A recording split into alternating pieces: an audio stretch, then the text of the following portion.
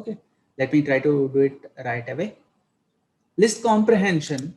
First of all, list comprehension is nothing but you write a loop inside a list. For this, you have to understand the loop, but I'll explain you what is a loop. Loop, I hope you guys know for loops. So you keep on iterating an operation again and again. You want to do it, then you try to write a loop. For example, I want to print all the cities in a. Okay. By the way, guys, when you come and open a new document, new Jupyter notebook, the kernel is not running. The kernel is nothing but your all the code which you have written in the past. If there's a executed, all the variables are saved on the RAM, and whenever you close it, the RAM gets cleared. So you can click run cells all above. Run cells all above will help you run, and every time you open a Jupyter notebook, please do that so that you won't get any error.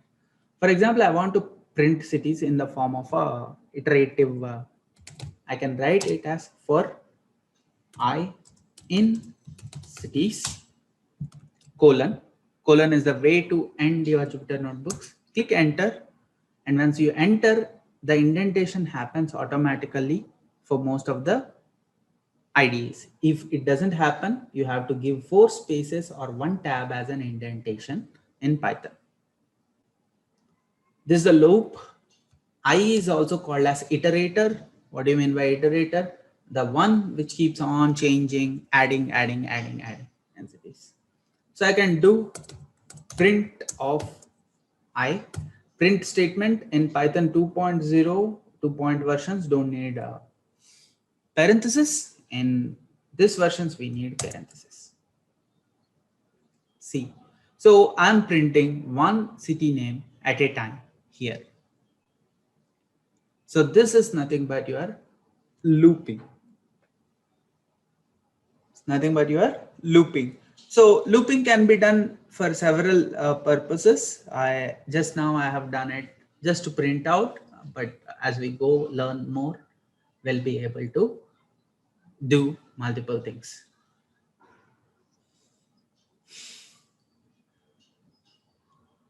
Let's say I put sales is equal to, let's say 200, 130, 500, 700, something like this, right? For example, all of this is in USD.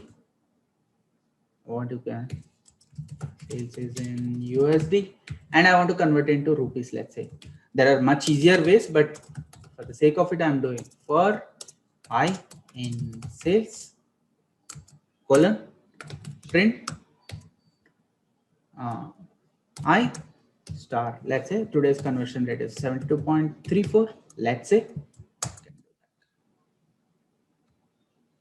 Now this is printing everything one by one. Now let's say you want everything into single list. That's where your list comprehension comes into picture. Sales of INR is equal to what I can write it as, right? K for K into 72.34 for K in sales, and I can do sales of INR, print it. Now it becomes a list. Earlier we were printing it out and it's not getting saved into another data type, right? List comprehension, of course, this is one function. This list comprehension helps you in writing a loop logic into one single line. That's one advantage. Second single line is all the output will become another list. And third thing, you can directly save it into another variable directly. So that's what list comprehension does for you. If you have to understand list comprehension, you have to understand for loop first. Of course, list comprehension need not always have a for loop, but most of the times it has. And you can put multiple conditions also here.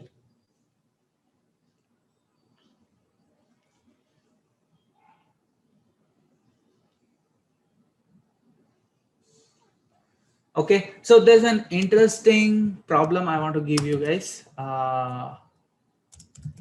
Make a list of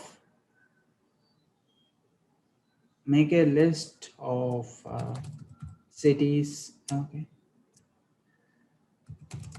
which has only starting uh, initial of city. Example, let's say I will say output should be M H D P and C. For this, try it out, guys. Everyone, try it out with the list comprehension and let me know once you're done.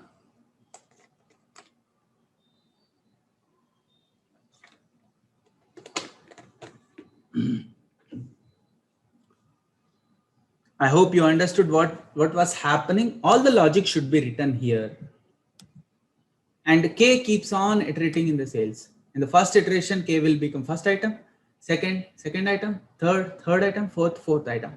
And every time you want to implement some logic on the iterator, what we did here, I took I.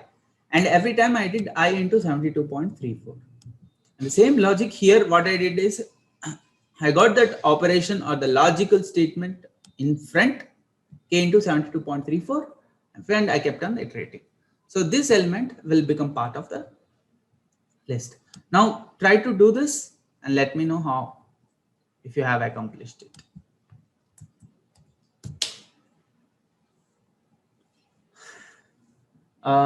There's some lag in our voice. Everyone is facing that.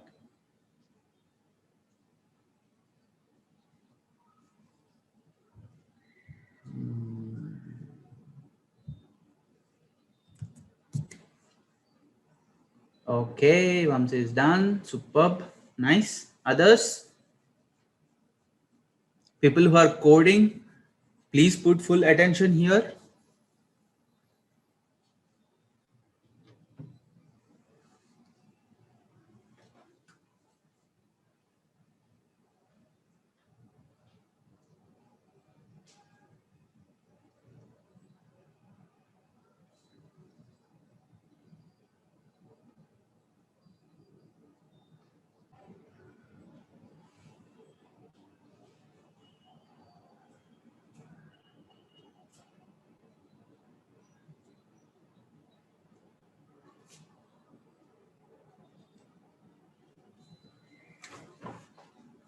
Okay, Swati is also done. Others?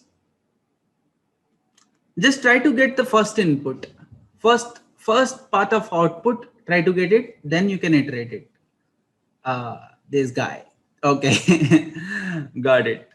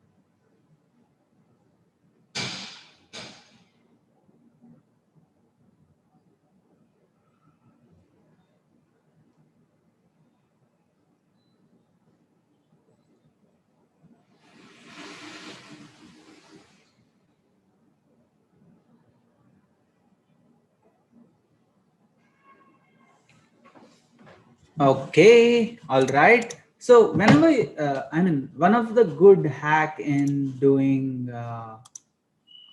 some complicated jobs is like try to get the first initial step, and then, so most of you don't know how to get a first character, right? So let's say cities of 0. This is your first element, right?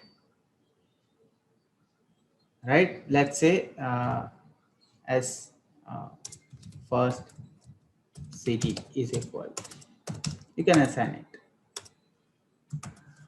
Now, if you print first city, what's it coming to? Mumbai. You want to print first letter in Mumbai. How to get it? First city of 0 again. Because when you take this element again, a string, this is a string. I haven't taught you a string, but even string is taken like a list. So the first element in the string is nothing but M. So you know that take any element, let's say first element, and put 0 to it, it will give you first element. So what I can do is like first initials city underscore initials. I initialize a list, square brackets. What I say? City name of 0 for city name in cities. You can simplify this also, but I'm just making it more readable for you. City name of 0 for city name in cities, and you print city initials, you should get the answer.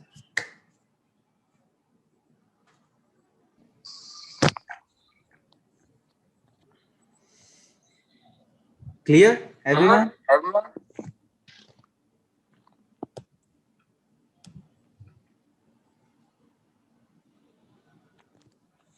Perfect.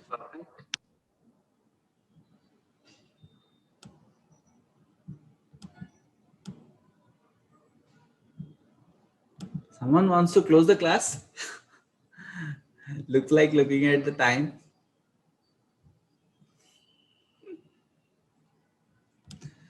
Okay. I'll leave you guys. Don't worry. Okay. So there are some more tasks here which you can do after class, but I just show you list name is equal to A. I'm just squaring each number.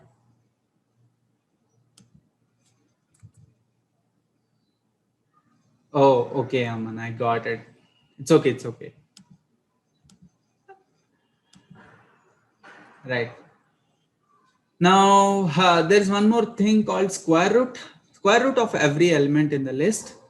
I have a function math dot square root a for listing, right? I can just put it on practice for you. So the task here is to, what do you want? Square root of every element in A.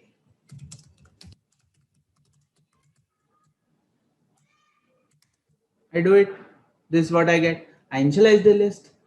Square root element is something like this. I created it. All right. So the next part is cities.sort. We'll look at some of the functions: sort, pop, remove on the list. All right. The sort will give you, okay, will sort the cities in the ascending order.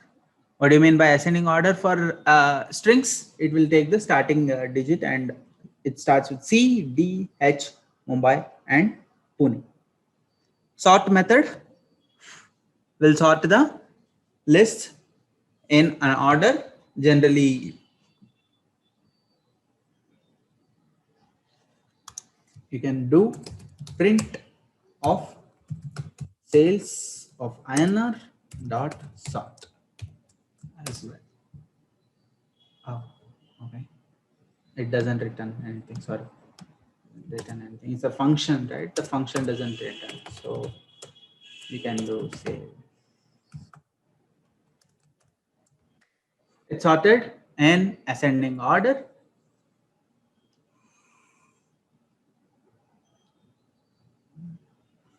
You can change the order by changing some hyperparameter. You have to put descending is equal to true, then it will sort in the descending order also.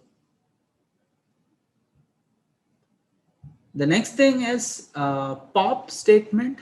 Pop removes the last element from the list. You can just do the same thing.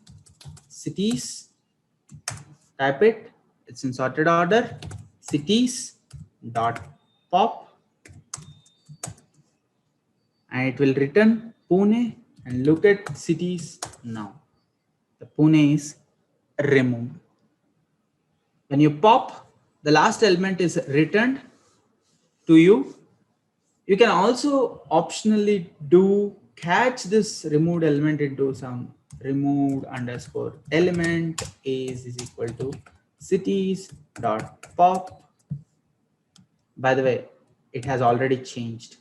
So now the removed element will become, what will it become? It will become Mumbai. Now look at cities. Every time you do a pop, the last element is removed and it is returned. If you're just doing pop, it is printed. You can save it into another element. That's the best form. If you don't need that element, just throw it off if you don't do anything, it will be thrown away. And one more, you can also do dot remove. The difference between remove and pop always takes last element. When you specify remove, you can specifically say some element and remove it, right? For the ease of convenience, I'm just rereading elements again because we have removed a lot. Doing cities, right? And you can do cities dot remove parenthesis, specify the element, and you can do cities. It will be gone. So remove, you have to specify element specifically. Pop will remove by default last element. And there is another statement, append also. I think it's not here, append. Okay. You can add an element. You can add an element. By the way, removing can also be done using delete. Delete cities of 0, and let's do cities again. The first element is removed. You can also use delete as a statement. Now cities dot append, you can pass the element. Let's say, what did we remove?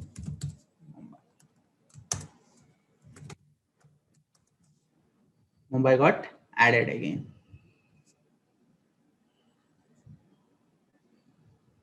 Mumbai got added. Whatever you pass here, one element, it is added to cities. Append to add, pop, comma delete, comma remove to remove,